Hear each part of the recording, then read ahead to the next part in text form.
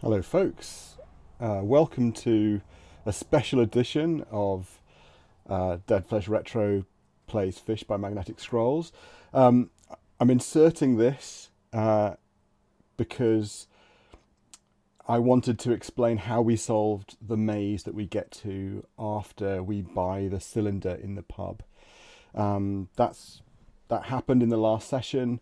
We figured out that we could purchase the cylinder of gas, and as soon as we do so, it gets knocked out of our hands and picked up by one of the seven deadly fins, and we're informed that they've hidden it in an interdimensional or in the dimensions, somewhere where we can't get it, but Playfair Panchax, our boss, tells us that the backroom boys have created a new warp for us to go into that realm to see if we can locate the cylinder and retrieve it. And we did that. We go to our apartment, and there's a dark warp, and we went through it, swam through it, and soon discovered that the maze is a bit complicated and decided we didn't want to spend hours trying to map the maze on the live stream, and so we decided to carry on doing some other things in the session. And a few of us got together the following day, I think, following evening, to see if we can figure out how the maze worked and see if we could map it. So yeah, Lee, Mike and I spent about an hour a few days later to see if we could figure out how it all works. And so I wanted to explain that and let you know, first of all, that we have mapped or solved the maze, and that we do know how to retrieve the cylinder. We haven't done that yet. We've managed to get ourselves into the room that it's in, but we haven't picked it up or anything. So we're going to do that in the next session. The rules of the maze are, when we first arrive, that we need to that the cylinder is in a room that only has one exit, and that exit is up. So there are no other exits apart from an up exit. We also, when we arrived there, immediately suggested that we should drop items to see if the maze, if that would make it easier to map. If all the locations are the same, and the locations are that it says you're in the dimensions, so the description is the same. Sometimes if you drop an item, you can kind of identify which room you're in by what the item that's in it, if the description is all the same. But we decided we didn't need to do that because it was quickly apparent that each location has a unique set of exits, right? So every room had a different set of exits, and you could tell which room you were in by which exits it had, and that's what we decided we were going to use to identify the rooms. Also, of course, if there are more rooms than you have objects, it makes it quite difficult to map. So that seemed like a better way of doing it. Turned out that was a mistake, but we'll get to that later on. We also assumed that because the room with the cylinder only had one exit and that exit was up, that we needed to find a down somewhere that would take us into that room. So we were looking for down exits. That also turned out not to be true. I'm gonna go into the maze. So I'm going to go. We're in the save game here when where we're in our apartment. Oops, this tends to get stuck until you do that. So we can swim through the dark warp into the maze. It says you slip through the dark warp into the whirling dimensions. It's a strange place, Agent 10 says to Playfair's voice in the back of your brain. Those fins have twisted the dimensions into some kind of labyrinth, but it isn't normal. The backroom boys are busy trying to figure it out. All they can tell me is that the fins have hidden the cylinder in a place where the only way out is up, and that if you're left in a room with no exits, you'll be stuck there until we can get you out, which may well be too late to save Hydropolis. You'll have to watch your step, Agent 10. We don't want to lose you, old boy. Good luck, Panchax out. Okay, so there's also a possibility of getting stuck in a room that has no exits at all. And then here we are in the first room. It says, in the dimensions, a lesser being would have no idea what's going on here. Their brains would probably get lightly scrambled, if not completely fizzled out. But for a highly trained interdimensional espionage operative who has spent half his life traveling through the dimensions, exits are easy to spot.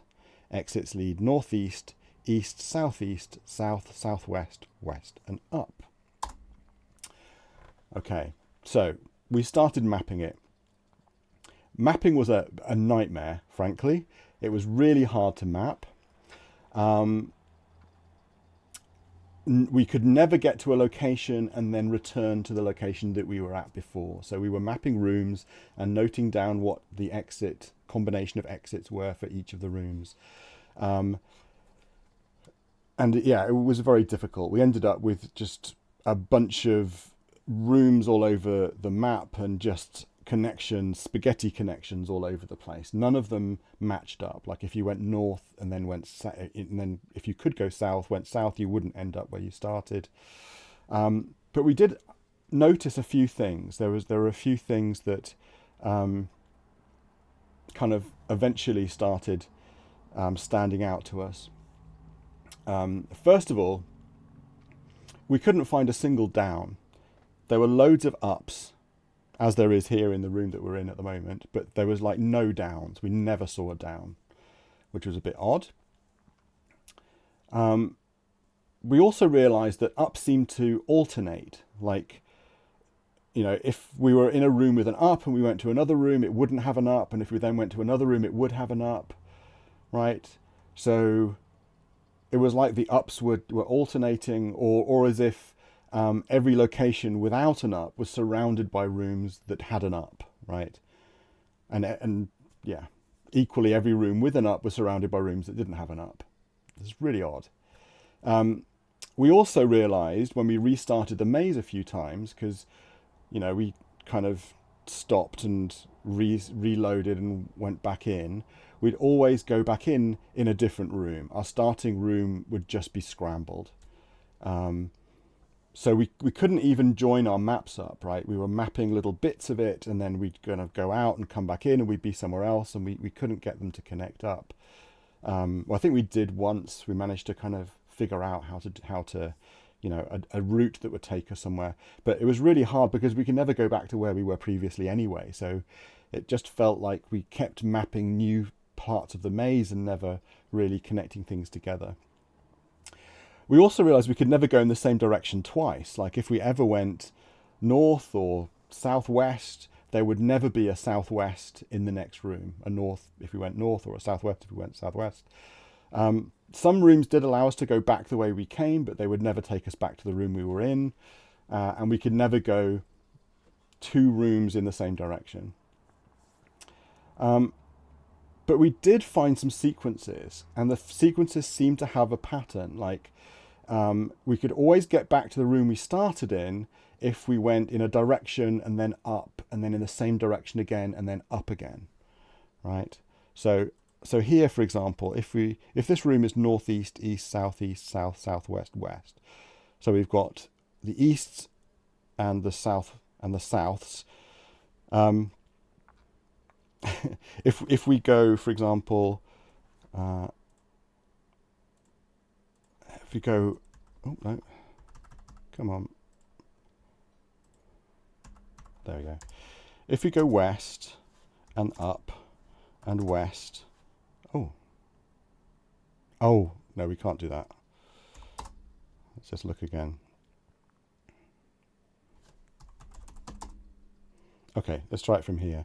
Let's go north and up and north and up. We end up back in the room that we were when we went north first. And we can do this again. So north, northeast, east, southeast, northwest. If we go north and up and north and up, north, northeast, east, southeast, northwest, we're back in that room again. And so there were these sort of weird loops. And so, yeah, that's as far as we got. a lot of problems mapping, a really, really weird behavior, but some kind of patterns. Um, and then Mike pointed out right at the end, I think, uh, of the session, the collaborative session that we did to map it, that maybe up was actually inverting all of the exits. That every time you went up, everything that was an exit then wasn't an exit, and everything that wasn't an exit was an exit. And this was a really good clue to what was going on. So if we go north from here, for example, and now go up, so you've got southeast, west, and up.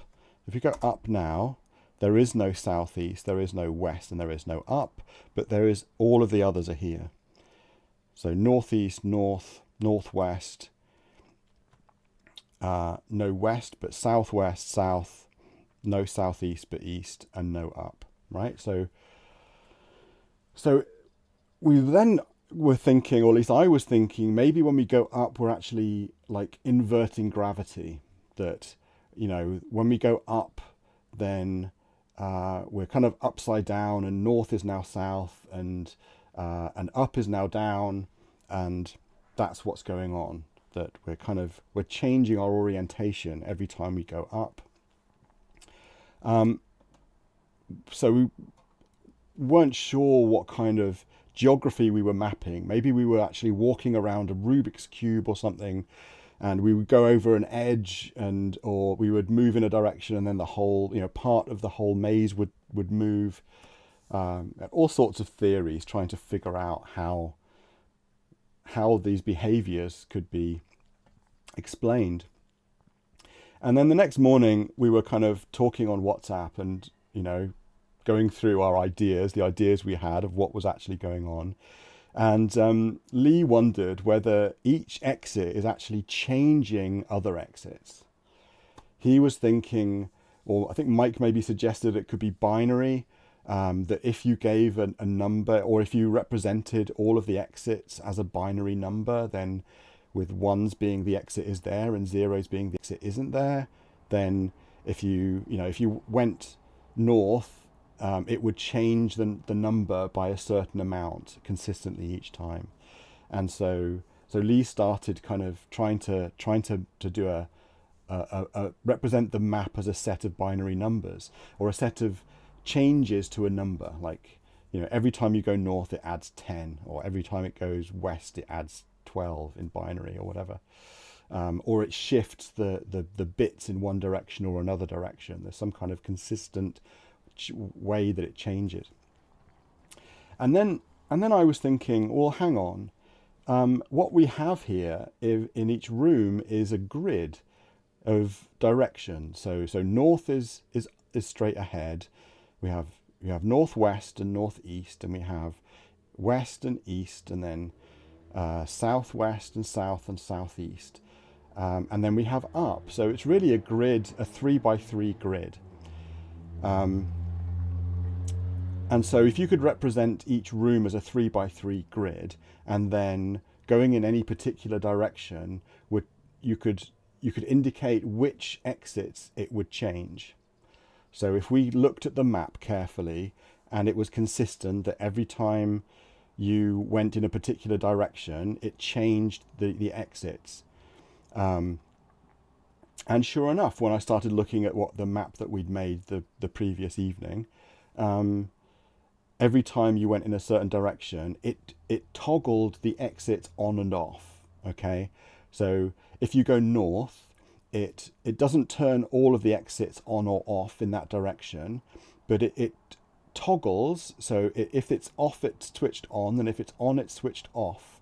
All of the exits that are north of or along the same row.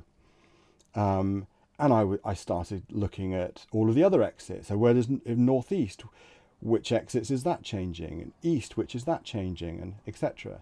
And of course, up changes all of the exits. So if you go up, it toggles all of the exits, including up. And so suddenly it became really obvious what the map actually looked like. And it looks like this. So this is actually what's happening. So if you imagine we're in the middle here and that's up, then if we go north, we are toggling all of these exits. So we're toggling west, northwest, north, northeast, and east. We're not touching south, southwest, and southeast. And that's the same for all of these north, south, east, west. These are the orthogonal directions. So going sort of perpendicular, not diagonal. So east does all of these ones, south does all of these ones, west does all of these ones, up does all of them, and then the diagonals, northeast does the ones in this corner, and southeast does the ones in this corner. And so suddenly this all matched up. This is what the map was showing us, that every time you go in one of these directions, this is what's really happening. And it was just like, okay, this must be right. This is like, we've done science, we've collected a bunch of data, we've analysed it, and we've figured out a way of visualising it that makes it clear that this is the right answer. This is the correct way of visualising it, because it's also neat and symmetrical. We can clearly see how this was designed. So yeah. We would probably have arrived at this solution much sooner had we actually dropped an item, right? Because if you drop an item in this maze, as you may have realised by now, come on, let's have a look. Let's drop Fisher facts, shall we? Okay, and then look. Okay, we're in the dimensions. There's a Fisher facts here. What exits have we got? We've got those exits. If we go northwest, we're in the dimensions. There's a Fisher facts here. And now we have these exits. And if we go east, there's a Fisher facts here. We have those exits. So we never move. It's not a maze at all. We're not going anywhere. There's no geography to this. All we're doing is switching exits on and off. So in fact, this is not the maze puzzle that we thought it was.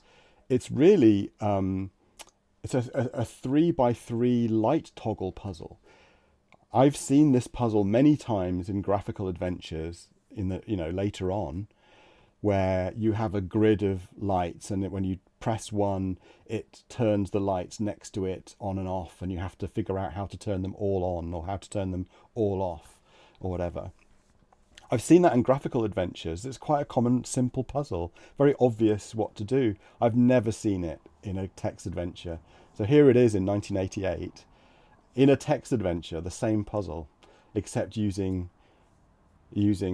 exits from rooms and pretending it's a maze. So, yeah, really clever. So, that's only part of the solution, though, obviously, because now we know what the problem is. We still have to solve it. So the task is not to navigate a maze to find which room the cylinder is in. The task is to turn all of the exits off apart from up using our key. So I then spent an hour or so pretty much just staring at our map, staring at this, trying to figure out how these interact and what sequences we might need to do in order to specifically switch off certain exits without affecting the rest of all the other exits, right? There's a bit like a Rubik's Cube. Like, how do you move a square without affecting all the other squares? And so that's what I did. And I just looked at this, and it suddenly occurred to me. I looked at northeast, south, and west first. And you'll actually see that I kind of solved it in the reverse order for what you need to do, but I'll get to that in a sec. So if you look at, say, east, if we go east, you toggle all of these here.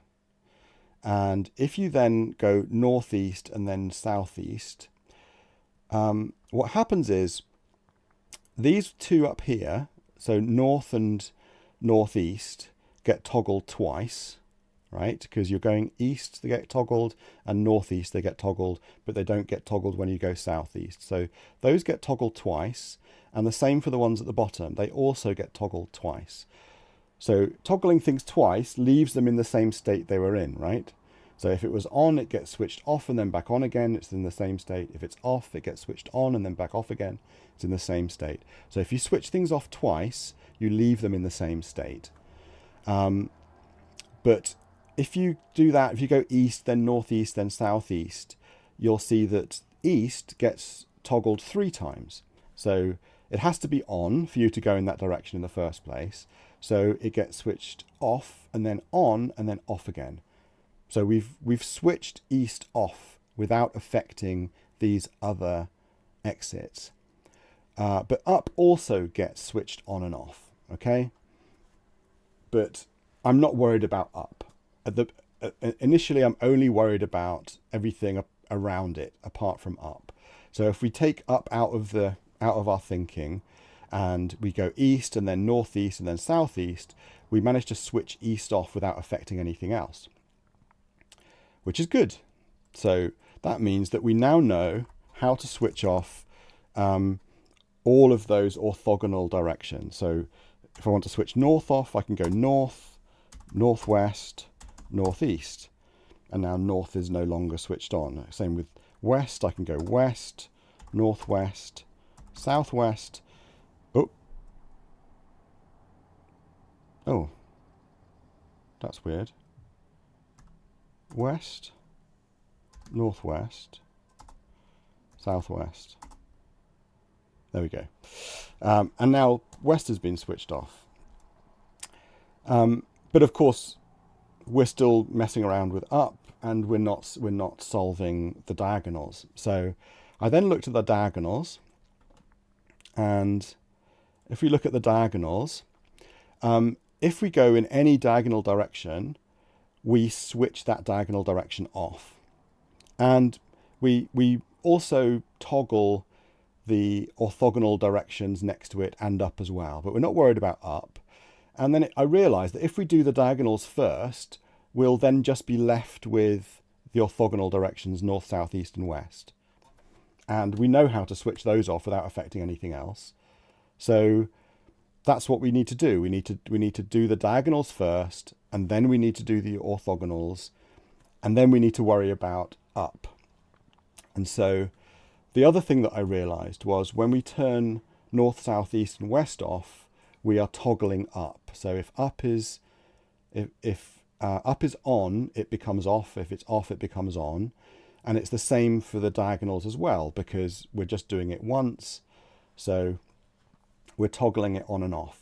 So every exit that we turn off, we are toggling up, either on or off, right? So what does this mean?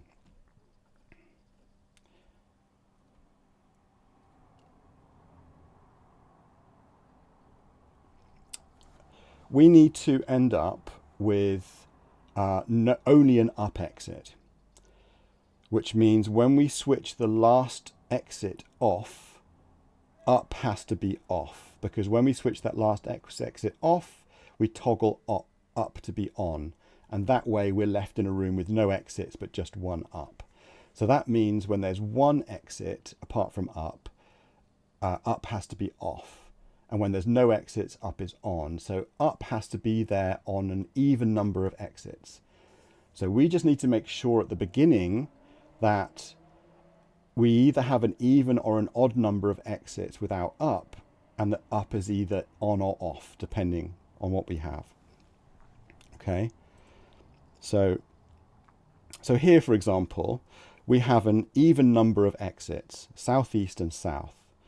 And when we have an even number, we want up to be on, but up is off here. So if we solve this, we will end up in a room with no exits. We will switch south, east off, and up will appear. And then we'll switch south off, and up will disappear, and we will be in a room with no exits.